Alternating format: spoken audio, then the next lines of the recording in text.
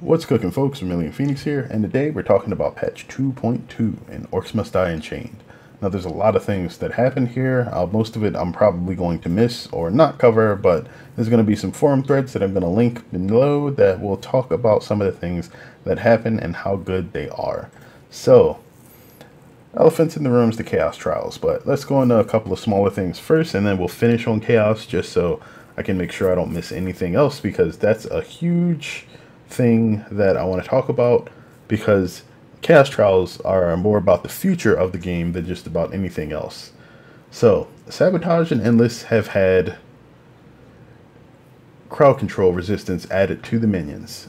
Sabotage for sudden death, Endless after wave 25. So your 5 stars won't be affected in Endless, and if you manage to beat the team before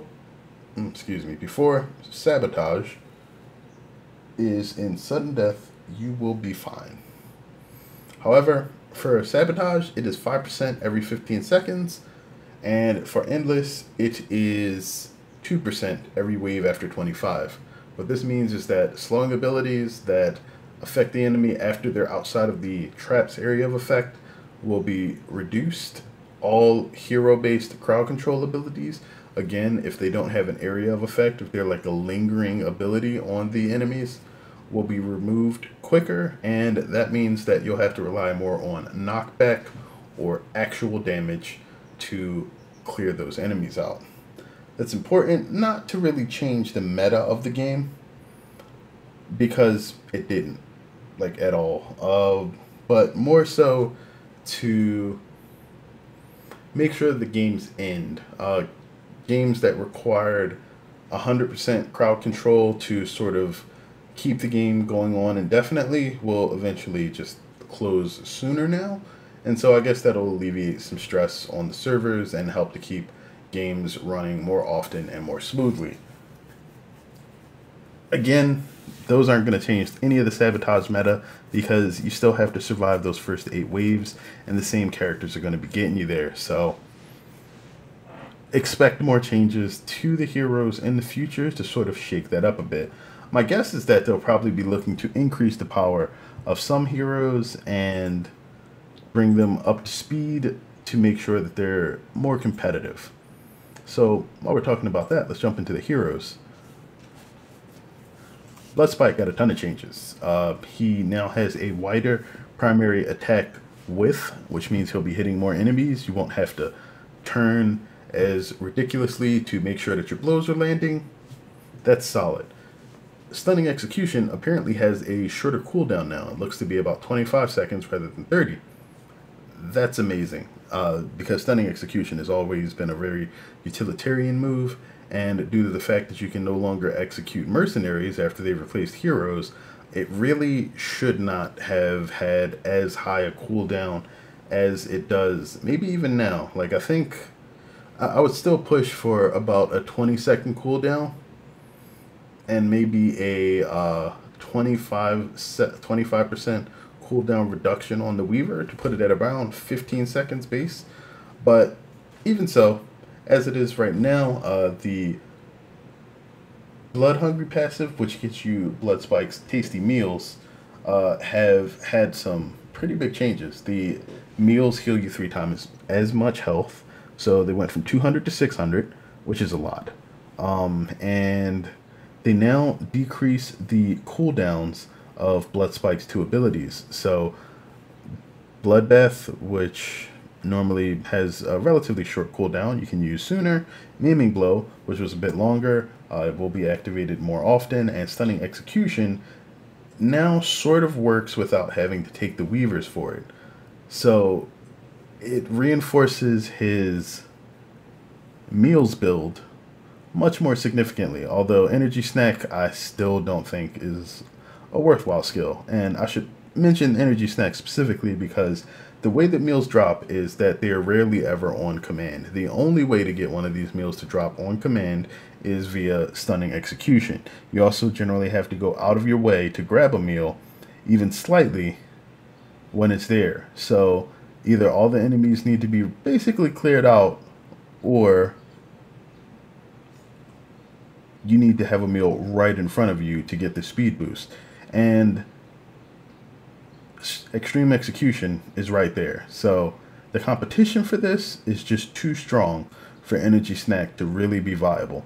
Like, I feel like this either needs to be significantly more powerful, like 100% speed for 5 seconds, or maybe even 50% speed. 50% will be reasonable. Double the movement speed bonus, give you something really, really significant to think about, and maybe it'll be worth it. Because stunning execution, I'm sorry, extreme execution is not 100% necessary, but it's still really good. And at a 24 to 25 seconds for stunning execution right now, and that being able to go down to 16 seconds, I'm not going to take a minor speed boost over just being able to literally get rid of like problematic enemies immediately and stunning everything around me.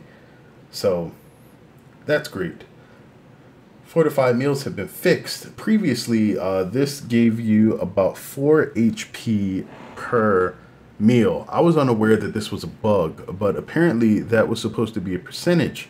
And the current percentage at my level seems to give me about 10 HP per meal, which I think is really, really good. And because of the ability to do things like take finer dining with fortified meals and stunning execution reduction, which generates more meals, Blood Spike can have a ridiculous amount of health now. And it matches on many levels what Hogarth is able to do, only without having to force yourself to aggro enemies. You can sort of fight in between them, but still, Blood Spike feels even more useful and powerful now because of it, and I love that. Good job, robot. Now, of course, we have some changes to Ivy, and a lot of people will probably cry a little bit over the Reach of Roots build being nerfed a bit, but it was literally just nerfed a bit. They increased the duration by, or I'm sorry, the cooldown by 2 seconds, and they nerfed Natural Knack by 10%. So, still gives you a reduction. Reach of Roots is probably still going to be one of her best ways of dealing damage once you get to level 10, but Warden's tutelage isn't really necessary. Never has been. So I think that Arrow Affinity is probably going to be the way to go 100% of the time with Ivy. And because none of the crowd control reduction changes to the game affect knockback, Ivy's really not hurt by any of the changes to the game right now. If anything, because of the buffs to life currents, she's probably even better than she's ever been before. That said, life currents now gives all of the buffs that Ivy chooses to give to her teammates to herself. So this 15% damage bonus, Ivy gets. This 15 mana regeneration per second, Ivy gets. This 30% movement speed, Ivy gets. And so life currents becomes this very interesting utilitarian burst skill that just makes Ivy good. Like, even if she didn't have these other options, all of these would be solid choices. So, Ivy's probably one of the best characters in the game if she wasn't before. So, good job for not really nerfing Ivy at all. And then we have Smolder. Smolder has had her From the Ashes passive cooldown lowered to 90 seconds. She still has the Weaver that reduces it by 60, giving her a resurrection every 30 seconds. Now, the issue with this is that basically you have to die for it to trigger, but it is a very powerful explosion with a ton of knockback, allowing her to somewhat control enemies by dying. It does a good amount of damage and adds to her damage a bit, as well as her survivability, since on her death, enemies do not get Rift Rush. So, it's not bad. It's probably one of the best changes that she's ever had. And I think that she still isn't in a good place without this build. And she probably needs a few other things changed. I mean, you could probably increase the damage with Dragon Breath a bit more, and her fireballs. I mean, they don't need to be ridiculous, but Smolder's issue is that she will always be bad at dealing with heavy enemies and bosses. And I'm pretty sure that's by design, but because traps can be used to deal with everything else, Smolder feels like she's in this niche in the game that was never really needed, other than some unique interactions with the naphtha trap, allowing her to sort of burst level and deal a lot of AoE damage really easily. I think if that one change was different about Smolder, that she would probably be in a much worse place in the game. So I'm praying that that never changes and that she can keep that particular niche because it's a really powerful one. But I still feel like overall some minor damage increases could be done to her primary skills, primary and secondary. But either way, that is a wonderful change, and Smolder feels much better because of it. So good job, Robot. Hogarth has had his Snow Now upgrade merged into his normal shield ability, and taking this perk for it now increases the slow on fast enemies. That slow, I believe, was 25%, and fast enemies will make it 50%.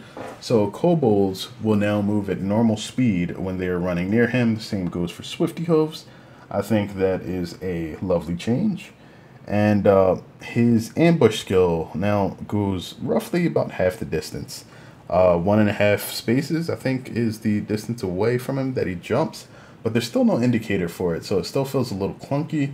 But overall, Hogarth still feels a bit better than he did before, and having an extra slow on his shield should give him, I believe, an additional combo point if he manages to kill slowed enemies. So that is an amazing change. Good job, Robot. So good changes all around with the heroes. The nerfs to the modes, probably not that big a deal. Other than that, there's not really anything brand new that was added to the regular game. There's some new consumables for sabotage, trap immolation staff, burns barricades, decoys, and retainers. Polymorph chicken turns an enemy into a chicken. You know, it's just within Robot's sense of humor. Disable an enemy, turn him into a chicken. It's a good idea. I like it. Keep stuff like that up. I like things that force different actions in sabotage and that players have to react to in varied ways, like the immolation staff and the polymorph chicken. And of course they tease Deadeye, who we can't get any more information about, but everybody wants, because it's a new character. I mean, they keep teasing things and haven't mentioned anything about her yet other than this description. So my hope is that maybe sometime in July, or at the very latest August, I'm hoping she drops before the summer's over, that everybody gets the chance to look at a new character, and it will give us an idea of what the production cycle for new characters will look like in the game if she comes out within a month or two after being teased. I was about to say spoiled, but that's not really the right term here, because as far as I know, there's been no visible show of Deadeye. I think she may have been in like an alpha client or maybe over in China, because they have a few other characters that are never coming anywhere else. But yeah, like new character hype. I am definitely excited for that. But then there are a couple of other minor changes. Of course, we have the chests, and if you look at these, you will now be able to see what converts into gibs. And if you had any questions about the conversion rate now, they are absolutely answered. Epics are 100 for traps. Commons are 100 per 100 to 1. Commons are 93 to 1. Uncommons are 2 to 1, and rares are 15 to 1. Parts seem to be variable, and it could be based on slot or something else. Either way, they seem to be roughly under 100, some or more. But I haven't got duplicates of every trap part to actually test that out. But now you should be able to see what each part is worth when it shows up. So that is also great. And I guess, oh wow, this is my first combo generator. Good job, Robot. And I guess it's probably important to actually go into and talk about Chaos Trials now. So this is already about 15 minutes. I'll try to keep this under another 5, so this won't take forever if you guys decide to actually listen to all of this. And I appreciate it if you do. But Chaos Trials are probably the most important thing that has been added to Orcs Must Die Unchained so far. And a lot of people might understand where I'm coming from with that. Some may not. But as a free-to-play game, one of the most important things that is needed is a way for players to acquire things repeatedly without spending money. And Chaos Trials have done that in a very fantastic way. In addition to being able to acquire the keys just by playing the game with an average drop rate of 1 key every 3 hours per a forum post by Shade, they also allow you to replay maps of a chosen difficulty, because if you purchase the key, you get to choose the difficulty. But you get to choose the difficulty that the maps are, and each of the completions or the wins will give you a chest that includes skulls in addition to a full complement of chest drops for that difficulty. This is the most rewards that anything is ever given in the game. They're repeatable. You can obtain them by playing for free, and they're obtainable via the premium shop with Jibs or with gold in the store. So everything was done right here. The cost of the keys is lower than I even expected. They're 50% more than a chest. If you're competent in the game at the difficulty level that the key is on, and this means that you should likely be above the level required for all of the maps in it, you will have no issue beating 2 of the tiers. Not at all. Like, most people have probably been going to tier 5 or 6 before losing, and I'll talk about that in just a moment. But basically, the keys are going to be worth more than what you pay in real money easily, which means that there's going to be a lot more people playing them. There's incentive to play the keys in multiplayer matches too, because each player that participates in the trial, if you team up, will also get a chest. That means each key is worth effectively 3 chests all the time for each win. That's ridiculous. So aside from that, and this being exactly what the game needed right now, although maybe didn't meet everyone's expectations, there's a few things that need to be tweaked here. First, the mods are too random. There's not enough exclusivity with certain mods, and the way that they interact with each other cause issues. Economy mods should be additive, not multiplicative. And what I mean by that is, if you get a mod that says traps are 3 times as much, let's say barricade traps, triple cost, that exists in the game currently. You can also get a mod that says floor traps cost twice as much. All barricades are floor traps. You now have 6 times trap cost. Barricades are effectively prohibitive to be placed anywhere ever. You cannot gain enough coin with the current changes to the coin mechanics, and because there are no barricade cost reduction perks in the game right now, you're pretty much stuck at roughly 4 times, like 4.5 times barricade cost. Easily. It would actually be 4.8, I think.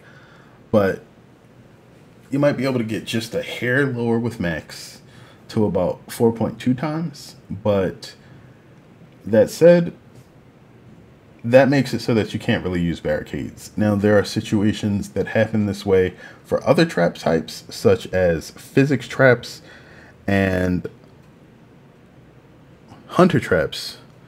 But at the same time, those traps are not really required to successfully go through maps. However, if you were to make these additive, that means that it would be easier to work around them. Not simple, like you couldn't just say, all right, let's just make this cheaper and now it's completely okay. No, you still want to think about maybe using a different type of trap. But the way that the game works now, you could be priced out of being able to use 2 areas of traps on the game, and like ceiling and floor. And if you wind up on a certain map, like the randomness just kills you. And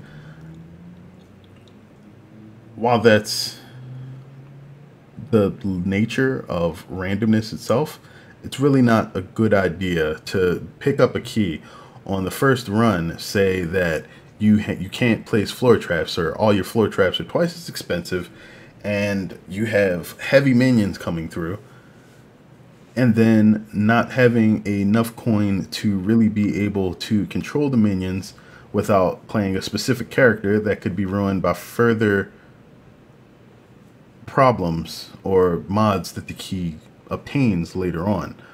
Like the idea for Chaos Trials, I'm pretty sure, is that there is counterplay to all of the choices that you have there. If you get more heavy minions, that means you bring characters that have higher DPS. If you get triple barricade cost, you bring somebody to decrease the cost of barricades, you put parts on your barricades to lower the cost, that's fine. But I would say global economy modifiers, like floor traps cost twice as much on a map that's primarily floors with very few walls or ceilings, would be a bit difficult. For instance, if you had floor traps cost twice as much and wall traps cost twice as much on Temple Graveyard, I would probably cry. And there's a couple of things that they have in the game that currently offer no counterplay whatsoever. For instance, one rift point, there's no counterplay to that. You can't do anything to increase your rift points. You can't do anything to make your rift points not be taken other than spend skulls on consumables. And anytime you have to spend something to prevent the problem from occurring that is not naturally obtainable during the game, it's a reward for completing it, that makes the entire thing moot. So I would probably say one rift point needs to be pushed up to only Rift Lord, maybe Master, or removed from the game, because I really don't think it offers anything interesting to the player's experience other than frustrating them. Adding enemies to waves, that's interesting, although it gets a bit more difficult. Making sure that certain mods are explained, like there's the added shield troll modifier right now, which currently adds dwarven priests and doesn't say that, which a lot of people were kind of puzzled by when they first started playing. That's interesting, but probably should be explained. What I see happening, so I can end this rant, is that they will tier some of the mods, maybe remove certain ones or soften them for multiplayer in the future, so that they are not as crippling, and certain things don't penalize the multiplayer experience over playing solo. Because with the obvious advantage for playing Chaos Trials multiplayer over doing them solo, I think that it would be a very good idea for most of the modifiers to encourage multiplayer rather than being solo. And I guess if you guys have any comments about that personally, like have you tried them? Do you feel better playing solo, or do you feel better playing with other people? Let me know how you feel. Of course, Robot has already opened up threads on what feels, unfair or just not fun in the Chaos Trials. Feel free to reply to those too, because those are super important. The feedback always has to get to the devs for anything to be changed in the game. But, let me know what your opinion on everything is, and I'll go ahead and wrap this up now. As always, I sincerely appreciate you guys for listening, and until next time, have a good one, folks.